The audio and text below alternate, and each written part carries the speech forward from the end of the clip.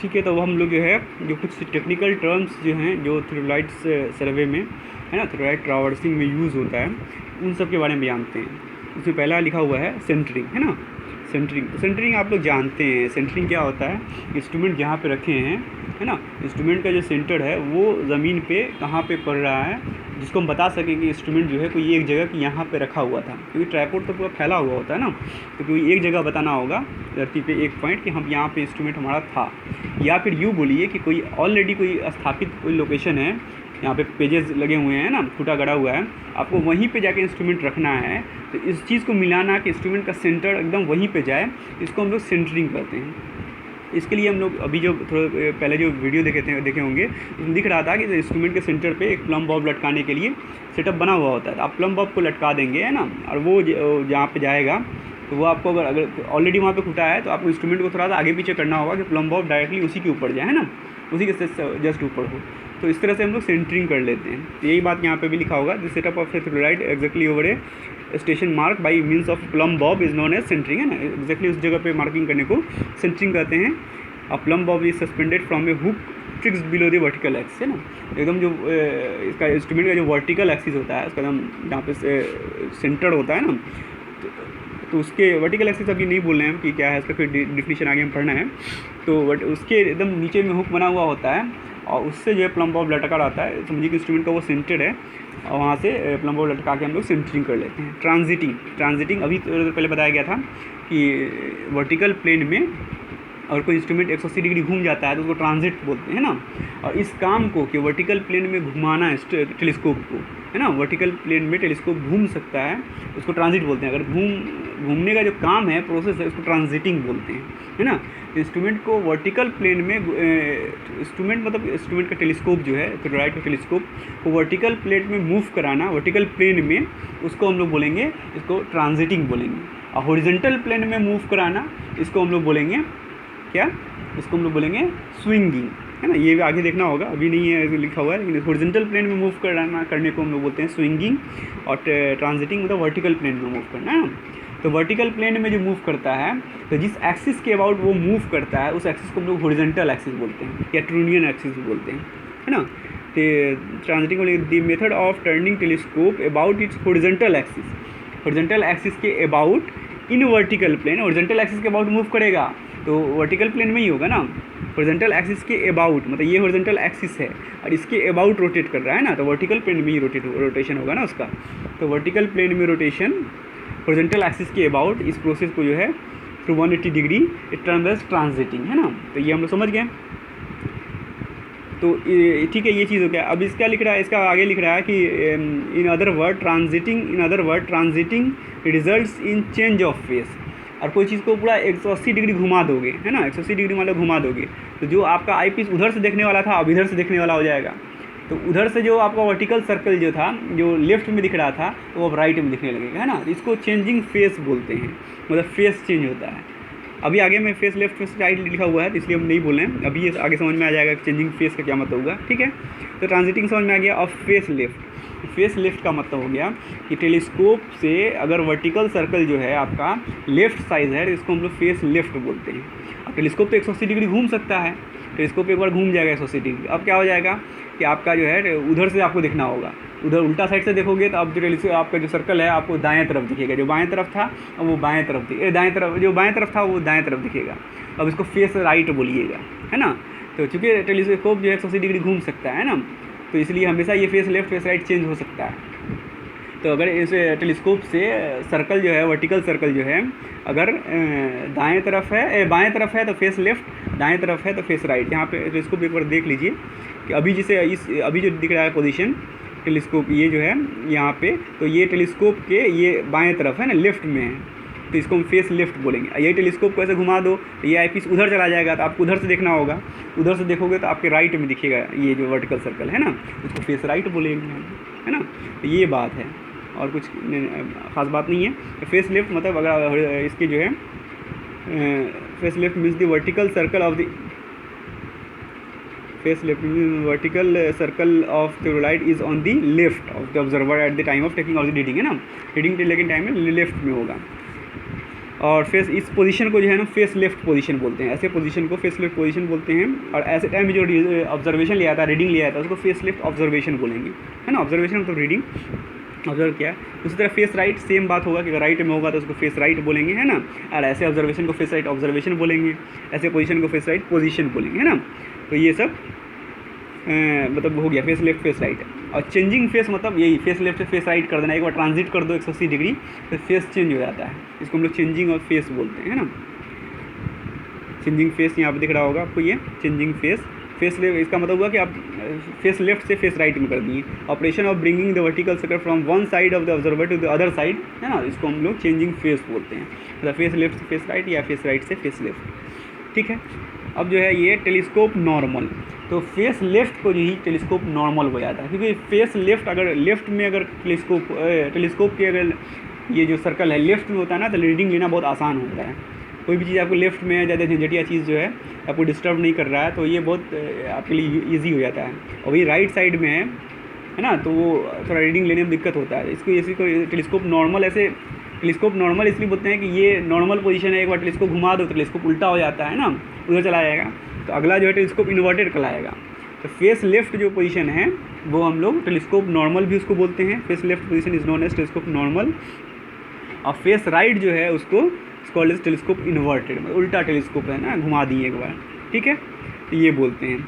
और इसका एक दूसरा नाम है कि बबल अप, मतलब इसमें जो अगर मान लो टेलीस्कोप के ऊपर ही बबल था तो इसको टेलीस्कोप बबल अप बोलेंगे, एक बार 180 डिग्री घुमा दोगे तो बबल नीचे चला जाएगा, इसको बबल डाउन बोलते हैं टेलीस्कोप इन्वर्टेड को, है ना, फेस राइट वाले को बोलेंगे, ठीक है। तो ये चीज़ हो गया।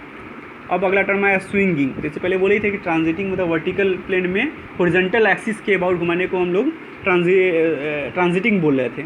उसी तरह स्विंगिंग का मतलब हो गया कि वर्टिकल एक्सिस में हॉरिजॉन्टल प्लेन के अबाउट घुमाना, हॉरिजॉन्टल प्लेन में वर्टिकल एक्सिस के अबाउट हॉरिजॉन्टल प्लेन में घुमाना, इसको हम लोग स्विंगिंग। हॉरिजॉन्टल प्लेन में घुमा रहे हैं वर्टिकल एक्सिस के अबाउट, इसको हम लोग स्विंगिंग कहते हैं, ठीक है।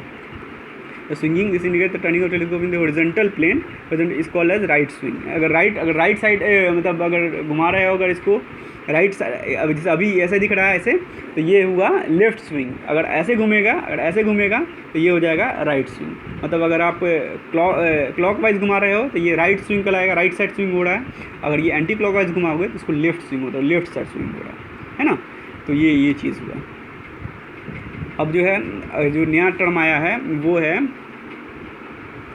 Line of collimation. ये जो दिख रहा है लाइन ऑफ कॉलिमेशन, ये काफ़ी इंपॉर्टेंट है ना। लाइन ऑफ कॉलिमेशन एक्चुअली में क्या होता है ना, टेलीस्कोप मान लो कि इस टाइप का टेलीस्कोप होता है, इस टाइप का टेलीस्कोप है हमारा।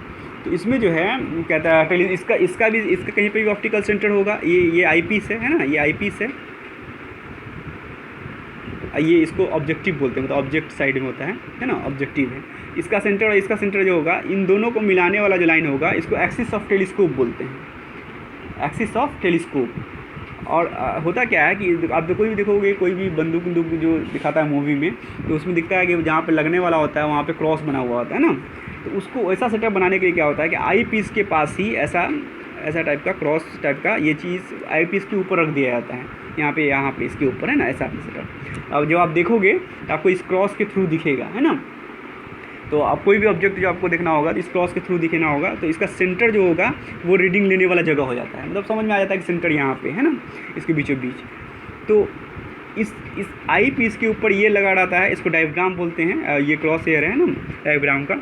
तो ये इस डायग्राम का क्रॉस हेयर का सेंटर और इस ऑब्जेक्टिव जो यहाँ पे ऑब्जेक्टिव है इसका सेंटर, इन दोनों को मिलाने वाला जो लाइन होगा उसको हम बोलते हैं लाइन ऑफ कॉलिमेशन, मतलब इंस्ट्रूमेंट का लाइन। मतलब हम जो देखते हैं वो इसी के थ्रू देखते हैं, जो रीडिंग लेते हैं इस क्रॉस हेयर के सेंटर से होते हुए ऑब्जेक्टिव का जो सेंटर होता है उसको देखते हुए देखते हैं, है ना। इसको हम लोग बोलते हैं line of collimation. Collimation instrument का कॉलिमेशन हुआ, मतलब इंस्ट्रूमेंट का ये एक्सिस हुआ। और ये जो हुआ जो अभी बता रहे थे कि ये ऑब्जेक्टिव का जो सेंटर है और इसका सेंटर, इसको हम एक्सिस ऑफ टेलीस्कोप बोलते हैं। तो थोड़ा सा ये दो एक दूसरे से डिफर हो सकता है, हालांकि होना नहीं चाहिए ना। ये जो है एग्जैक्टली इसके ऊपर अगर रखा हुआ है एग्जैक्टली, तो ये दोनों एक दूसरे से, ये दोनों लाइन जो है एक दूसरे से कोइंसाइड करेगा। लेकिन थोड़ा सा भी अगर आगे पीछे मूवमेंट हुआ तो ये दोनों कोइंसाइड नहीं करेगा, हालांकि करना चाहिए ना, इसलिए तो एरर आएगा। इन दोनों का नाम अलग अलग इसलिए रख दिया गया है ऐसे, ठीक है, वो समझ में आ गया होगा। तो लाइन ऑफ कॉलिमेशन हुआ कि imaginary line joining passing through the intersection of the cross hair जो भी बता रहे थे, of the diagram to the optical centre of object glass के सेंटर से और इसके क्रॉस हेयर के सेंटर से मिलाने वाला लाइन होगा, इसको हम लोग लाइन ऑफ कॉलिमेशन बोलेंगे। ठीक है, अब जो है एक्सिस ऑफ टेलीस्कोप जो भी बता रहे थे वो आ गया, एक्सिस ऑफ टेलीस्कोप बोल देंगे। ये इमेजिनरी लाइन है passing through the optical centre of the object glass and optical centre of eyepiece, है ना, इन दोनों को मिलाने वाला जो लाइन होगा इसको हम एक्सिस ऑफ टेलीस्कोप बोलेंगे। ये दोनों कोइंसाइड करना चाहिए, लाइन ऑफ कॉलिमेशन और एक्सिस ऑफ टेलीस्कोप, है ना। अब आ गया कि axis of bubble tube. Axis of bubble tube क्या है?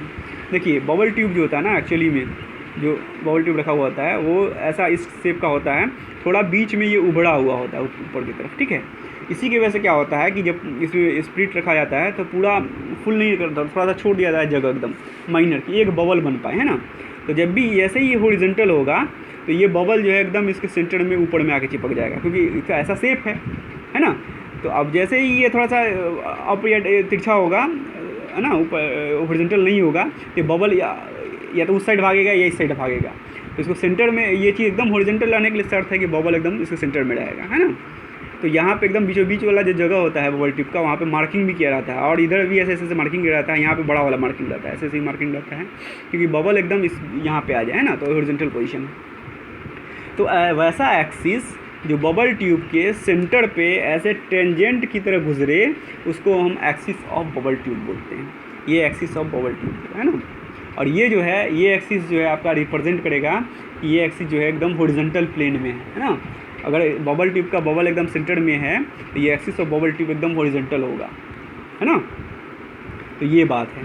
तो एक्सिस ऑफ बबल ट्यूब क्या हुआ? Imaginary line tangential to the longitudinal curve of the bubble tube. Longitudinal curve मतलब उसका जो ऊपर वाला सरफेस जो होता है, तो बताएंगे कि थोड़ा कर्व होता है, वो उभड़ा हुआ होता है बीच में। तो curve of the bubble tube at its middle point पे टेंजेंशियल लाइन कोई होगा खींचा हुआ, तो वो जो है एक्सिस ऑफ बबल ट्यूब कहलाएगा। और ये जो है एकदम, अगर बबल बीचों बीच में है तो ये जो एक्सिस है एकदम हॉरिजॉन्टल होगा, है ना, जो कि होना चाहिए इंस्ट्रूमेंट रीडिंग लेने टाइम, है ना। अब दूसरा हो गया कि वर्टिकल एक्सिस क्या है। तो वर्टिकल एक्सिस वो एक्सिस है जिसके अबाउट इंस्ट्रूमेंट को हम हॉरिजॉन्टल प्लेन में घुमाते हैं, है ना। वर्टिकल एक्सिस ऐसे, वर्टिकल एक्सिस ये हुआ, इसके अबाउट हम लोग हॉरिजॉन्टल प्लेन में घुमाते हैं, तो ये वर्टिकल एक्सिस हुआ। और हॉरिजॉन्टल एक्सिस वो हुआ जिसके अबाउट हम लोग वर्टिकल प्लेन में घुमाते हैं, है ना, वर्टिकल प्लेन में घुमाते हैं, तो वो हॉरिजॉन्टल एक्सिस हुआ। तो इस इंस्ट्रूमेंट में, एक बार इंस्ट्रूमेंट को देखते हैं हम लोग। इस इंस्ट्रूमेंट में यहाँ पे ये दिख रहा है कि इसे ये जो टेलीस्कोप है ये वर्टिकल प्लेन में जो नाचेगा तो वो इस एक्सिस के अबाउट नाचता है ना, इस एक्सिस के अबाउट घूमेगा। तो इसी एक्सिस को जो है हम लोग हॉरिजॉन्टल एक्सिस बोलते हैं। ये जो एक्सिस हुआ हम लोग हॉरिजॉन्टल एक्सिस, क्योंकि इसके अबाउट जो है वर्टिकल प्लेन में ये जो है ये रोटेट करता है ना। इसको हम लोग, इस एक्सिस को हम लोग क्या बोलेंगे? Horizontal axis. अब जो इंस्ट्रूमेंट जो हॉरिजॉन्टल में घूमता है वो ऐसा एक्सिस को, ये ऐसा एक्सिस होगा कोई वर्टिकल एक्सिस, उसके अबाउट घूमता है हॉरिजॉन्टल प्लेन, है ना। इस एक्सिस को जो है हम लोग वर्टिकल एक्सिस बोलते हैं, ठीक है। इसीलिए जो अभी बोला हुआ था कि जो प्लम बॉब लटकाया हुआ रहता है नीचे में, वो वर्टिकल एक्सिस के जस्ट नीचे में, इसका मतलब यहाँ कहीं पर सेंटर होगा तो वहाँ से नीचे वर्टिकल एक्सिस जो गुजर रहा है इंस्ट्रूमेंट का, है ना, तो वहाँ से कहीं प्लम बॉब हुक के थ्रू लटका हुआ रहता है। तो यहाँ पे ये वर्टिकल एक्सिस और ये हॉरिजॉन्टल एक्सिस। ये जो हॉरिजॉन्टल एक्सिस होता है ना इंस्ट्रूमेंट का, ये टेलीस्कोप कसा हुआ होता है, एकदम इसके परपेंडिकुलरली कसा होता है। यहाँ पे इधर ये जो नट है सब जो है एकदम हॉरिजॉन्टल एक्सिस को मिलाने वाला है, इसीलिए इसको इंस्ट्रूमेंट का ट्रूनोनियन एक्सिस भी बोलते हैं। ट्रूनोनियन एक्सिस हॉरिजॉन्टल एक्सिस, है ना। तो वो आगे में लिखा हुआ दिखेगा आपको। तो ये जो है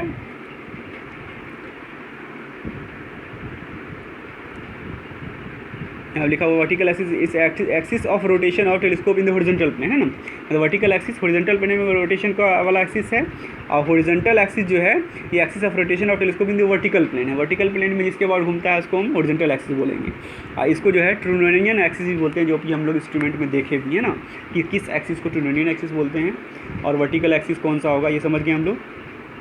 तो ये सब था कि एक्सिस, है ना, ये सारे एक्सिस होते हैं और ये सब एक दूसरे से रिलेशन है। वर्टिकल एक्सिस हॉरिजॉन्टल एक्सिस के परपेंडिकुलर होना चाहिए। Axis of telescope axis line of collimation एक दूसरे से एकदम कोइंसाइड करना चाहिए, है ना। एक्सिस ऑफ बबल ट्यूब जो है वो एकदम हॉरिजॉन्टल होना चाहिए। और ये सब अगर गड़बड़ा जाएगा तो इसको फिर चेंज करना बहुत मुश्किल हो जाता है। फिर इंस्ट्रूमेंट में आपको पूरा छेड़छाड़ करना होगा, इंस्ट्रूमेंट को फिर से बनाना होगा। तो अगर ऐसा कोई चेंज हो गया तो इसको बनाने को हम बोलते हैं परमानेंट एडजस्टमेंट। यहाँ पे दिख रहा होगा आपको टेम्पोररी एडजस्टमेंट। टेम्पोररी एडजस्टमेंट बाद में बताएंगे, पहले ये देख लीजिए कि परमानेंट एडजस्टमेंट क्या होता है। तो परमानेंट एडजस्टमेंट वो एडजस्टमेंट है कि अगर ऐसे एक्सिस वगैरह में ही चेंजिंग हो गया है ना, जो आपका हॉरिजॉन्टल एक्सिस वर्टिकल एक्सिस के परपेंडिकुलर नहीं है, थोड़ा सा इंक्लाइंड हो गया, तो रीडिंग में बहुत एरर आएगा, है ना। तो ऐसा अगर चेंज हो गया मतलब तो अगर ऐसा चेंज मतलब इंस्ट्रूमेंट में खराबी आ गया, इसको बनाने के लिए जो बनाएंगे एडजस्टमेंट करेंगे उसको हम परमानेंट एडजस्टमेंट बोलते हैं। ठीक है, ये देखिए लिखा हुआ है the desire relationship between the fundamental lines of theodolite is disturb. अगर जो भी बता रहे थे कि जो रिलेशनशिप है एक्सिस का वो डिस्टर्ब हो गया, then some procedure are adopted to establish the relation. तो एक ख़ास प्रोसीजर अपना के जो है इसका रिलेशन बनाया जाता है। तो ऐसे एडजस्टमेंट को परमानेंट एडजस्टमेंट बोलते हैं। ये फील्ड में नहीं हो पाएगा, ये इंस्ट्रूमेंट जहाँ बना है या जहाँ मैकेनिक लोग होते हैं, है ना, वहाँ ले जाके आपको बनवाना होगा, तो इसलिए इसको परमानेंट एडजस्टमेंट बोलते हैं। और एक होता है टेम्पोररी एडजस्टमेंट। टेम्पोररी मतलब कि इंस्ट्रूमेंट को जो है सेटिंग करना, ले जाके थोड़ा बहुत चेंज वेंज करना, वो जो हर रीडिंग लेते टाइम में करते हैं, इसको हम लोग टेम्पोररी एडजस्टमेंट बोलते हैं। जैसे कि लेवलिंग करना, है ना, सेंटरिंग करना, तो ये तो आपको हर लेवल रीडिंग लेते टाइम में करना होगा ना। तो ये भी एडजस्टमेंट है, लेवल कर रहे हैं, इंस्ट्रूमेंट को थोड़ा सा डिस्टर्ब भी कर रहे हैं ना, लेकिन ये डिस्टर्ब से मतलब उसके एक्सिस वगैरह डिस्टर्ब नहीं होता है ना, इंस्ट्रूमेंट ख़राब नहीं होता है। ये बस रीडिंग लेते टाइम में सही रीडिंग ले, इसके लिए ये सब करते हैं। या फोकसिंग करना, है ना, तो ये सब बोला जाता है टेम्पोररी एडजस्टमेंट। तो ये आपको हर रीडिंग लेते टाइम में करना पड़ेगा, है ना। तो टेम्पोररी एडजस्टमेंट क्या हुआ, it is the setting of theodolite over station at the time of taking any observation is called temporary adjustment. मतलब कोई भी ऑब्जर्वेशन लेने से पहले इंस्ट्रूमेंट को सेट करना, रीडिंग लेने लायक बनाना, मतलब सेंटरिंग, लेवलिंग, फोकसिंग, ये सब करना, ये टेम्पोररी एडजस्टमेंट कहलाता है। This adjustment is necessary for every setup of the instrument. जब भी इंस्ट्रूमेंट को एक जगह सेट कीजिएगा तो ये सब काम आपको सेंटरिंग करना, लेवलिंग करना, फोकसिंग करना या और कुछ ये सब आपको करना पड़ेगा, है ना। तो इसको जो हम लोग टेम्पोररी एडजस्टमेंट बोलते हैं, ऐसे एडजस्टमेंट। ठीक है, तो ये चीज़ हो गया। अब list count of the vernier. List count आप लोग पहले से जानते होंगे कि किसी इंस्ट्रूमेंट से जो सबसे छोटा वैल्यू मेज़र किया जा सकता है वो लिस्ट काउंट। जैसे जो ये था लेवलिंग स्टाफ जो था, उसे 5 mm जो है मिनिमम जो हम लोग मेज़र कर सकते थे, उसका लिस्ट काउंट 5 mm था। उसी तरह थियोलाइट में जो सबसे लिस्ट मेज़र कर पाएंगे हम लोग, वो उसका थियोलाइट का जो है लिस्ट काउंट होगा। अपने लोग का जो अभी जो थियोलाइट है वर्नियर ट्रांजिट थियोलाइट, जिसमें जो मेनली पढ़ रहे हैं हम लोग, तो उसमें उसका लिस्ट काउंट जो होता है 20 सेकंड होता है ना, 20 सेकंड होता है जनरली। तो अदर भी हो सकता है अदर इंस्ट्रूमेंट में। तो ये लिस्ट काउंट हुआ। तो इसका थियोलाइट के इसमें ऐसा डिफिनेशन है कि जो ये तो ठीक है कि it is the smallest value that can be measured by a theodolite, है ना, इसको लिस्ट काउंट बोलेंगे। लेकिन थियोलाइट में इसका ऐसा डिफिनेशन है कि चूँकि 2 स्केल होते हैं, एक मेन स्केल होता है और उसके अंदर एक वर्नियर स्केल होता है ना, ऐसे ऐसे वर्नियर स्केल होता है, मेन स्केल पर भी ऐसे ऐसे रीडिंग होता है पूरे चारों तरफ से। तो वर्नियर में जो सबसे छोटा इकाई है वो जो पढ़ सकता है वो उसका जो साइज़ होगा, और मेन स्केल में जो सबसे छोटा इकाई है उसका जो वैल्यू होगा, उन दोनों के डिफरेंस को हम लोग लिस्ट काउंट बोलते हैं। और वो वही हो जाता है जो मिनिमम मेज़र कर सकते हैं ना। तो लिस्ट काउंट जो होगा थियोलाइट किसमें कभी कभी डिफिनेशन पूछता है, इसको ऐसे बोलेंगे, it is the difference between the value of the smallest division of main scale. Main scale का जो स्मॉलेस्ट जो छोटा सा ये होगा, मतलब दो गैप होता है ना, 2 इसके बीच में, है ना, 2 डिवीज़न के बीच में, उसका जो मेन स्केल में जो होगा वो स्मॉलेस्ट, और जो वर्नियर स्केल में जो स्मॉलेस्ट होगा, उन दोनों का जो डिफरेंस होगा उसको जो हम लोग लिस्ट काउंट बोलेंगे। और वो वही होता है जो मिनिमम, क्योंकि वर्नियर में तो ऐसा सेट किया जाता है ना कि अब मिनिमम से मिनिमम कैसे ले पाएँ, है ना। इसमें ऐसा सेट किया होता है कि जो मेन स्केल का जो मिनिमम होता है और जो इसका स्मॉल डिवीज़न या वर्नियर का जो है, इन दोनों का जो डिफरेंस होगा उसको हम लिस्ट काउंट बोलेंगे, है ना। तो ये हो गया, समझ में आ गया। और ये वही वैल्यू होता है जो सबसे पूरे इंस्ट्रूमेंट इस पूरे सेटअप के साथ मेन और वर्नियर मिल के जो सबसे मिनिमम मेज़र किया जा सकता है, जो है ना, तो उसको हम लोग लिस्ट काउंट बोलेंगे, जो कि जनरली जो है ये थियोलाइट में 20 सेकंड होता है। ठीक है, अब आ गया कि अब लिखा हुआ है अगला टर्म जो मैग्नीफिकेशन ऑफ द मैग्नीफिकेशन और मैग्नीफाइंग पावर ऑफ टेलीस्कोप, मतलब कितना मैग्नीफाई इमेज को कर सकता है। तो वो होता है कि focal length of the objective to the of eyepiece, मतलब ऑब्जेक्टिव का focal length divide by eyepiece का फोकल लेंथ, इस दोनों का जो रेशियो होगा उसको हम मैग्नीफाइंग पावर ऑफ टेलीस्कोप या मैग्नीफिकेशन बोलते हैं। ठीक है, ये तो कॉमन सी बात थी, है ना। ठीक है, अब जो है डायफ्राम जो है, जो अभी बता रहे थे हम लोग कि आई पीस के सामने लगा हुआ होता है, वो स्टेप शेप का होता है, इसके बारे में पढ़ना है। ये जो है, ये जो दिख रहा है यहाँ पे, ये जो है हम लोग का डायग्राम है ना, और इसका ये, इसके डायग्राम का ये क्रॉस हेयर है ना। तो ये आईपीस के सामने लगा, ये ऑब्जेक्टिव में सब पूछता है कि आईपीस के सामने होता है या ऑब्जेक्टिव के सामने होता है या कहीं और होता है, तो ये आईपीस के सामने लगा, मतलब यहाँ से देखते हैं आँख लगा के, वो वहीं पर होता है। इसका काम क्या है, इसका काम होगा कि हमको आईपीस भी बड़ा ऐसा है और ऑब्जेक्टिव साइज भी बड़ा सा है, तो बहुत बड़ा इमेज दिखता है ना, तो रीडिंग हम कौन सा लेंगे, जो इंस्ट्रूमेंट का सेंटर का लाएगा। इसके लिए ये जो है क्रॉस हेयर होता है, तो रीडिंग हम लोग या ये जो सेंटर जहाँ पड़ता है ना इंस्ट्रूमेंट में, जो मतलब जहाँ पे देखते हैं हम लोग, इसका सेंटर जहाँ पे टकराता है वो जगह रीडिंग लेते हैं हम लोग, है ना, उस पॉइंट का रीडिंग लेते हैं। तो वो इन सारे शेप का होता है ना, इन सारे शेप का होता है। तो आप बोलोगे कि ऐसा शेप का क्या मतलब हुआ, है ना। तो इसका ये फ़ायदा होता है, जैसे ये वर्टिकल लाइन है, इसका ये फ़ायदा होता है कि जो वहाँ इंस्ट्रूमेंट से देखेंगे, तो अगर मान लो कि कोई इसको देख रहे हैं हम लोग, लेवलिंग स्टाफ है उसको देख रहे हैं, है ना, लेवलिंग स्टाफ को देख रहे हैं हम लोग, तो लेवलिंग स्टाफ अगर मान लो ऐसे तिरछा रखा हुआ कोई लेके खड़ा हुआ है, तो ये लाइन बता देगा कि तिरछा है ना, ये वर्टिकल वाला लाइन बता देगा तिरछा है। जैसे ही एकदम सीधा होगा, ऐसे होगा, तो इसमें सामने दिख जाएगा कि सीधा रखा हुआ है। तो आप इस वर्टिकल लाइन के हेल्प से हम ये बता सकते हो कि जो आपका स्टाफ है वो सीधा है कि नहीं है ना। ये हॉरिजॉन्टल लाइन तो यही होगा कि रीडिंग लेने के लिए बीचों बीच वाला रीडिंग जो है वो आप लेंगे, है ना। तो इसका डायग्राम का ये काम। तो अब डायग्राम में भी, अब जैसे यहाँ पे देख रहे हो कि 2 वर्टिकल हैं, तो 2 वर्टिकल भी उसी काम के लिए होता है। इससे और अच्छे से चेक हो जाएगा कि आपका सामने में जो चीज़ देख रहे हो आप ऑब्जेक्ट, वो एकदम वर्टिकल है कि नहीं, एकदम इसमें समझ में आ जाएगा, है ना। तो यहाँ पे भी दिख रहा है कि 2 ठो है, तो उससे इस वर्टिकल जो हेयर होता है उसका यही फ़ायदा होता है कि इसके सामने ऑब्जेक्ट की आप वर्टिकलिटी देख पाएंगे कि सीधा है कि नहीं। अब आप बोलोगे कि इस जो फिगर में दिख रहा है कि ये 2 ठो छोटा छोटा है, सेंटर वाला तो समझ में आ गया, ये 2 ठो छोटा छोटा क्या मतलब हुआ। ये जो 2 छोटा छोटा होता है इसको बोलते हैं स्टेडिया, है ना, अपर स्टेडिया लोअर स्टेडिया। यहाँ दिख रहा होगा अपर स्टेडिया एंड लोअर स्टेडिया। इसका यूज़ होता है कि इसके बीच का जो रीडिंग आता है ना, अभी हम लोग टेक्योमीटर पढ़ना है नेक्स्ट यूनिट, उसमें यही चीज़ पढ़ना है। इन दोनों के बीच का जो रीडिंग जितना फंस के आता है देखने में, है ना। अब लेवलिंग स्टाफ तो आप लोग देखे ही होगे ना, लेवलिंग में पढ़े होगे, तो लेवलिंग स्टाफ में एक रीडिंग यहाँ पे होगा, एक रीडिंग यहाँ पे होगा। जब ये इसको देखोगे, इन दोनों के बीच में रीडिंग का जो डिफरेंस होगा उसको अगर एस बोला जाए, जैसे आप ये लेवलिंग स्टाफ मान लो कि ये चीज़ है ना, तो इसमें बहुत सारा रीडिंग होता है। यहाँ से आप देख रहे हो, यहाँ से जब देखोगे तो ये अपर स्टेडिया लोअर स्टेडिया, ये ऐसे टकराता है जो दिखने में, इन दोनों के बीच का जो रीडिंग आया है इसको मान लो कि एस बोलते हैं। तो यहाँ से इसका डिस्टेंस d = हो जाता है KS + C। यहाँ पे K इंस्ट्रूमेंट का कांस्टेंट होता है, C भी इंस्ट्रूमेंट का कांस्टेंट होता है। बस S जो मेज़र करके आप बता सकते हो इस इंस्ट्रूमेंट से वो जो है आपका लेवलिंग स्टाफ कितना दूर था, है ना। तो ये तो छोटा सा ये है, इसको पूरा डिटेल में हम लोग को पूरा अगले यूनिट में पढ़ना है, तो इसके डिटेल में नहीं जा रहे हैं हम, ठीक है। तो जो है इसका यही फ़ायदा है अपर स्टेडिया लोअर स्टेडिया का कि हॉरिजॉन्टल डिस्टेंस मेज़र करने में काम आएगा, है ना, डिस्टेंस मेज़र करने में काम आता है, ठीक है। तो डायग्राम के बारे में और डिटेल में देख लेते हैं कि क्या है। Diagram is a brass ring, ये ब्रास रिंग होता है, ये जो रिंग होता है ये ब्रास का रिंग होता है, ठीक है। तो ये ब्रास का रिंग होता है और इसके अंदर क्रॉस हेयर होते हैं। क्रॉस हेयर जो होता है वो फाइन प्लेटिनम होता है या स्पाइडर वेव का बना होता है ना, पतला ऐसा स्पाइडर वेव या प्लेटिनम वायर का बना हुआ होता है, ये क्रॉस हेयर होता है। और ये जो है ब्रास रिंग का होता है, ये जो गोल होता है ये ब्रास रिंग का होता है। ये आईपीस के ऊपर लगा हुआ होता है, ये सब बात लिखा हुआ है ना। वर्टिकल हेयर जो होता है ये mid for checking the verticality check करने के लिए होता है ना। तो ये सब ठीक है, ये सब।